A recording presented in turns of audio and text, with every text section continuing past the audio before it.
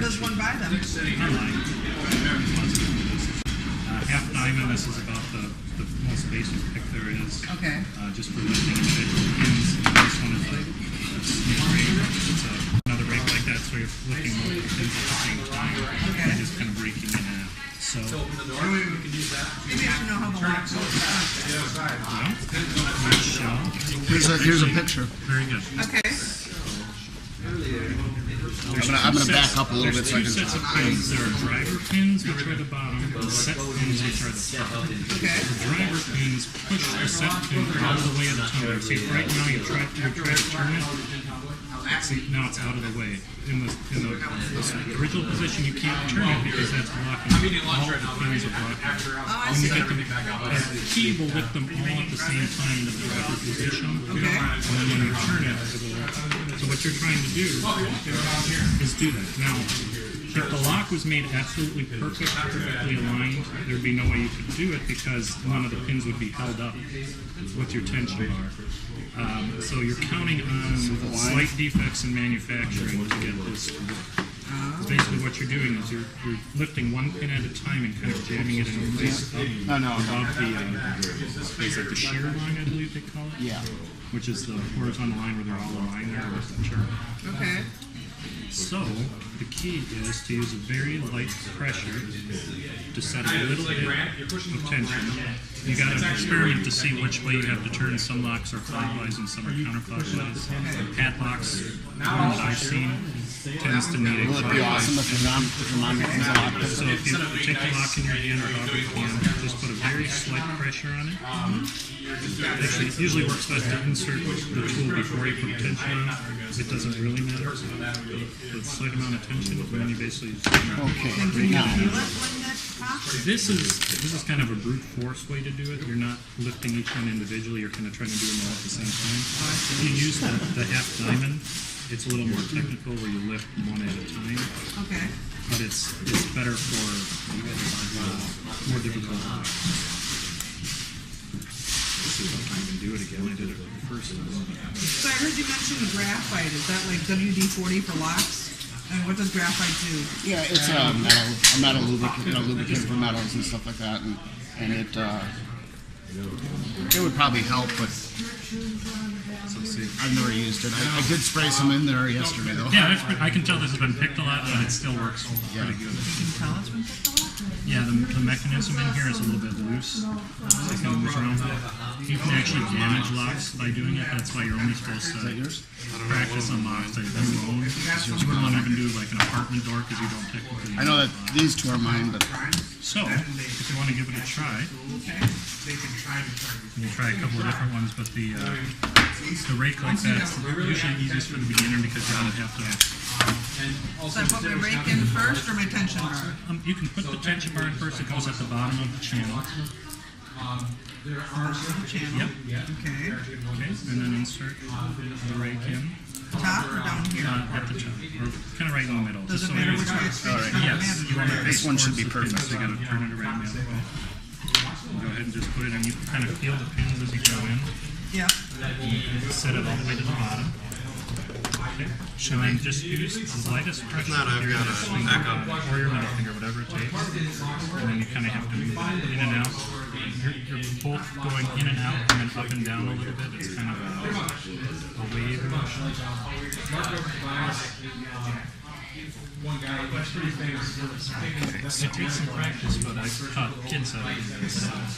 Okay, I can't even get my rake back in. And you're putting, you've got to, it's all practice and I could feel it all of a sudden it just went all the way in.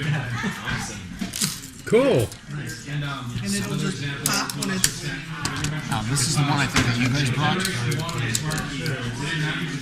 more motion because what you're trying to do is, as the rake goes in, you're kind of trying to fake a key, and it's going to throw those pins up multiple at a time. I'm afraid of breaking the rake. You don't twist it all, it goes just straight down.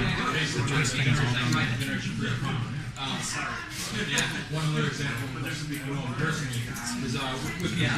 Just enough pressure just to turn it a little bit. If you have too much pressure, the pins won't actually go up. You'll find the set pins. I wonder if this is a newer lock or something. There we go. And actually, if you're very careful, you can actually feel some of the pins set. You'll actually feel the tension bar start to move. And when you get it, it's... My wife said that I used to giggle the first time I was actually because it was so... And I just kind of feeling. Yeah, here, I'll do it real quick. Autumn, would you like to try? Your mom is not quite into professional lockpicking apparently. So, this is your rig, and you want it to go that way, and you put just very little pressure on your non-rig. Oh, there's... So you're going to put it in here, and then you're on your own.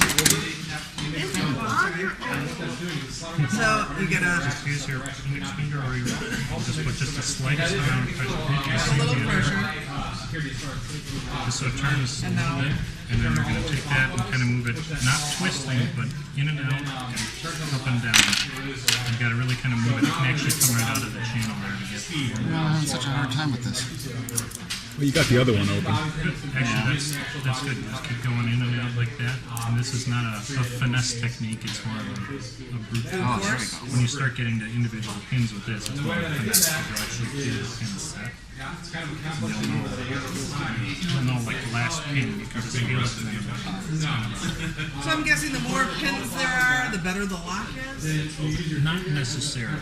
It's the better the construction, the more accurate it is, the less likely it makes it harder to pick because the pins are not to bind as easy. Boy, I got it. They also have different types of locks that are pick resistant. There's nothing that's pick proof, but they're pick resistant because the shape of the pins is different. Let's see if I can find it.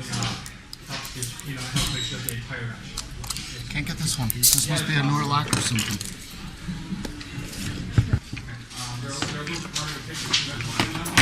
And they're unbuckable, just the way that they're designed. But again, they're still, mass produced. Easy. You can drill it with Use the different picks. It's not perfect, but it's better than your run-of-the-mill quick set. Like here, I'll show you something. Where's the Okay, should we kind of go through it? Go for it. Is it okay if I'm sitting down, or do you want to? No, whatever's comfortable for you, I'll adjust.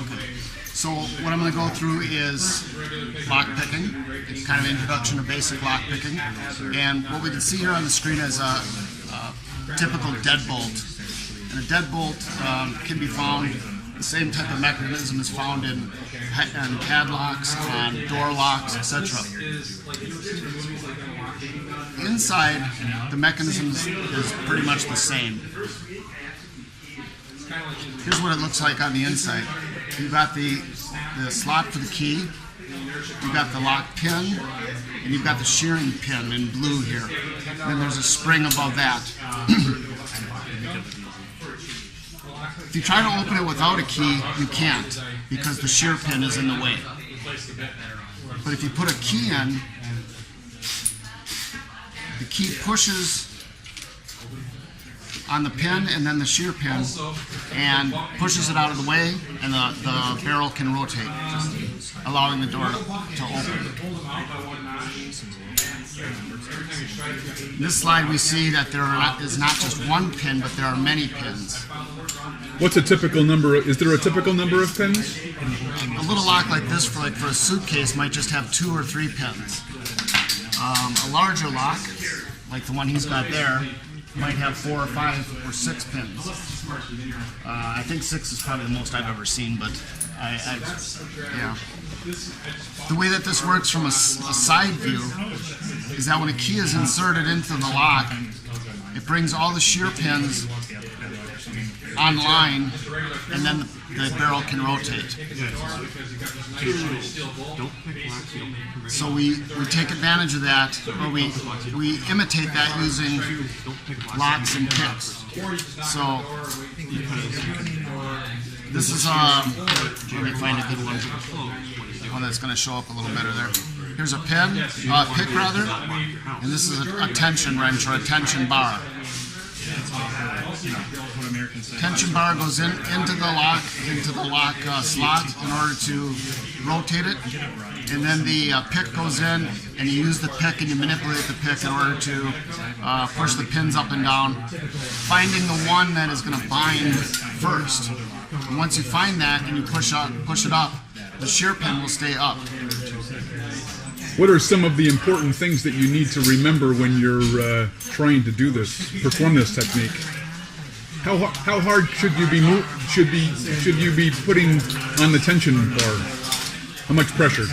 What I've got here is a demonstration lock, or the lock mechanism. It's not actually a lock. It's only for training purposes only.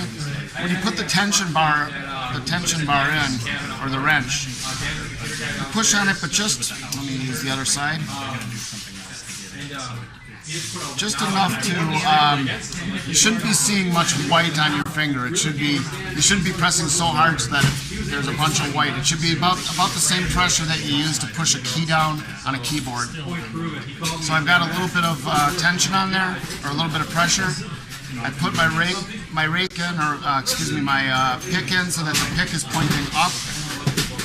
And I'm feeling for the pins, various pins, and I can feel them, and I can push them up and down. However, I find one that's harder to push up.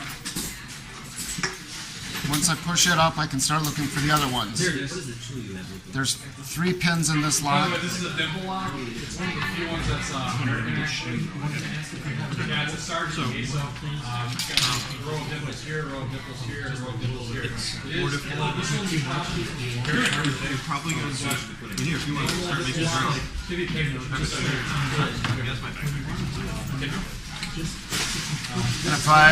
If the demo gods weren't failing me here, I would be picking this relatively simple lock. The 1 inch is a mark. I've got a tool here. This is 7-pin finger lockpick. Typically they cost like $80 for a real one, like yourself or something. But this is capable. I'm gonna try a different pick that looks more like a rake this time.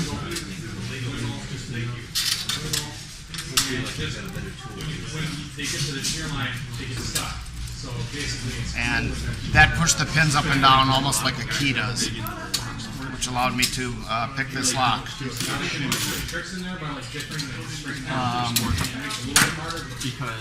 Here's one that might be a little bit more difficult. Let's see if I can do this one. Essentially, the technique is the same. I'm pushing down on the tension rod with just a little bit of tension. And in this case, I'm raking back and forth. Alright. So, there's 2 kinds of car locks. Most use wafers. I've never been very good at the raking. This has 3 wafers that go up, and 3 that go down. There's no ruler in there. This does not have a sidebar. This is from Somewhere on there is a ruler. Saturn SL1. No, probably won't be able to open it. This is 3 on top. Then there's that thing that sticks out the side there. Okay? You can use all of these have to drop into place before it helps. Now, when it doesn't have a sidebar, it's accessible to an attack called automotive overlifting, which is basically where, like it's in the default state, you've got 3 up, 3 down. When you put it in blank, This lock has 4 pins. it reverses that order. So now you've got the 3 that are on top, on the bottom now, and the 3 that are on the bottom on the top now. Now, if you put counterclockwise turning tension, and in this case counterclockwise, pretty hard tension, they'll get stuck. You remove the key, but they'll still stay there because you let the tension out slightly, they'll fall right in the dead center. Open the door. Now I'm finishing my lunch here. Yeah, pretty much, because it doesn't allow you to have enough turning tension on there in order to bind them against the side of the wall. I don't know if that'll be able to hear it, but as I let it go back, I can hear the 3 pins that I have picked. I can hear them popping back into place. So we'll take a little break. It's actually a Baldwin, but I mean it's the same keyway as a Schlage. This is a Schlage key fitting in it. Okay. So You got it? Am I good? Okay. With this one, this is not a minimal movement technique bump key, so you actually have to pull out one notch like that. And then you basically apply turning tension, take the back, ideally a bump hammer, but I use a screwdriver, and strike it with sufficient force and it'll open. Jeez. Don't hit your hand, it hurts. Here, while you got that up there, let me show you a minimal movement technique using the quick set. The difference with this one is the front of the key and the shoulder of the key has been filed down. So what that allows me to do then is rather than pulling it out and resetting every single time that I miss, I can just keep hitting over and over and over again until it opens. Yeah. So what is this a special key? Yeah. A bump key? Well, not really. That you made? It's a regular key, but all you do is you take a regular junk key, you know, that you have in a desk drawer or whatever, and you just cut it down to 99999. Okay. All the way down to the bottom. I actually go about 10,000ths of an inch deeper than that because what's actually making contact with the bottom of the pins are these bumps here. Those are about, I forget how tall they are compared to the bottom. I think it's 2 steps, so like 30,000ths of an inch. And all it's doing then is it's making contact with the bottom of the pins fast, which is causing inertia to basically create a gap. Do that again. Sure.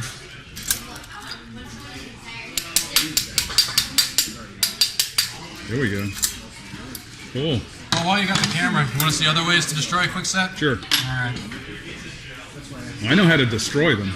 No, I mean like with lockpicking and other random tricks. This is just straight picking, but this is raking as opposed to like single pin picking. And of course, being on camera, I'm probably not good at it.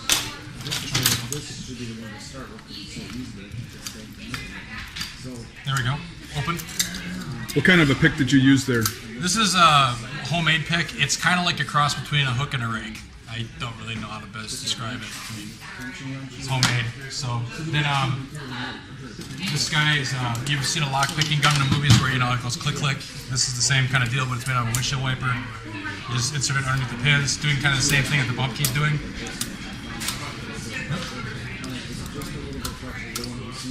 There we go. Open.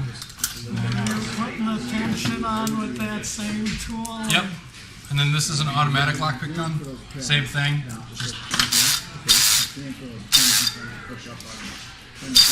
And I made this out of a $10 Black & Decker electric scissors.